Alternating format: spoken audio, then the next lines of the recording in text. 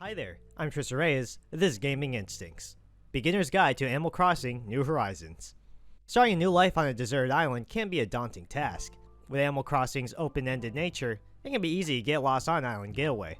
Gaming Instincts is here to help players get started on the right foot, and maybe even a new house. Choosing the perfect island. Before players embark on their getaway, they must handle some basic profile building. These include naming the player avatar, assigning birthdays, and picking an island. Among these, the island will be the most vital decision. The game offers 4 islands to choose from. Take note of the way rivers stretch out on the island. Areas divided by rivers will be initially unavailable for players to access early game, so pick wisely. Once the island has been settled upon, the next task is to decide which hemisphere it resides on. Choosing the hemisphere closest to players' real-life locations is highly advised. With that, it's time to set sail for the deserted island. Once players arrive on their new deserted home, Tom Nook will take residents to the island square for a briefing. The first task involves picking out the perfect spot for your tent. Pick out somewhere dense with trees and rivers, areas ripe with resources. The game will provide a preview of the tent's appearance in the area before settling. After you have finished picking a spot, Tom will advise players to hunt out spots for other islanders. The decision can be left to the islanders, or users can pick the spot they deem appropriate. The choice is theirs. After the housing situation is handled, Tom will task the player with collecting branches for a campfire. These branches can be found littered around the ground. Shaking trees by pressing the A button is also another viable option to taking branches. Trees containing fruit will also drop their fruit after a good shake. Regardless of the amount Tom requires, grab as many as possible. Branches and other articles will not be necessary for future crafting ventures and can net some bells for those scarce on money. In short, pick up everything. Once players return to the campsite, Tom orders them to collect fruit for a toast. If fruit's already been collected, the process can begin right away. This leads into the island's opening party, in which Tom tasks players with naming their island. Take some time to come up with something cute. With that done, the first night on the island is over. Almost.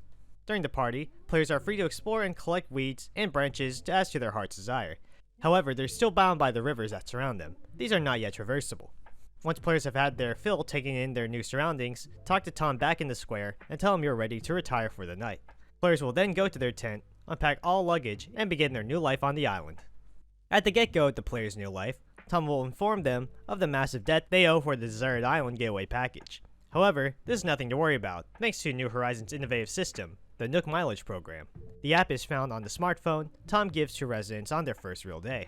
It will become instrumental in paying off their debt. The Mileage program offers various tasks and challenges allowing players to collect miles, the program's point system, taking the place of players' debt. Instead of the initial price tag of 49,000 bells, players will now only have to pay 5,000 miles, which can be easily earned through the Mileage program. Miles are earned by performing a variety of chore-based tasks, from fishing to picking up weeds. Each of these activities accrues miles. At the start, players won't have any tools to work with, so we highly recommend tackling easy tasks like uprooting roots, taking pictures, and creating custom decal designs. Among these, taking pictures and creating custom designs can be done from the player's smartphone.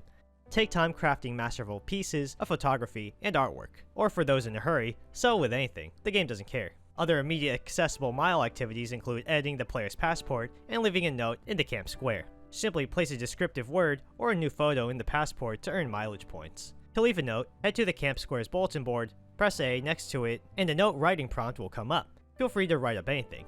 With those tasks out of the way, it's now time to meet up with Tom and get some tools. He can be found at the camp square's large green tent. Timmy and Tommy reside there too, the former acting as the island store. Timmy will take any unneeded junk off users' hands and sell furniture, seeds, and DIY recipes, an essential part of island startup, which we will get to in a second. Speaking with Tom, he'll provide instructions on making a fishing pole, the game's first tool. It is crafted by using 5 branches, which a player should already have if they vigilantly collected everything on the ground. With the materials, head to the crafting table next to Tom and make the fishing pole. Crafting is an essential part of the early game, especially due to the flimsy nature of all early tools. It will break after 10 to 20 uses, requiring replacements. Once crafting is finished, Tom informs players of the DIY app on their smartphone. With this, they can now learn new crafting recipes they find in their adventures, which can be used to make more tools and custom furniture. Timmy will have several available for purchase immediately. Continual work with Tom earns players more tool recipes, like the axe, which opens new crafting avenues. Using the axe on trees yields different types of wood. Using the axe on large stones will do nothing, unless the player is eating island fruit. Fruits found throughout the island do more than just provide bells for residents. Fruits can be eaten for energy boosts. With said boosts, players can smash apart rocks with axes to collect rare ores and stones. It is highly recommended for the player to build DIY crafting workbenches. These benches provide the same service as a crafting table in Tom's tent, but these have the benefit of being carried around and set anywhere the player wants. Timmy has an item called DIY for Beginners. This recipe will teach players how to make these benches of themselves. Take advantage of it immediately. With the crafting issue out of the way, prioritize using the bug net and fishing pole. Catching bugs and fish helps build mileage points and are necessary in the next big part of the player's island getaway, building a house. This will be the immediate endgame for beginning players. Houses are a different upgrade from the starting tents, allowing more space for furniture and other belongings. House purchasing is only accessible after the player has accumulated and offered 5,000 mileage points to Tom.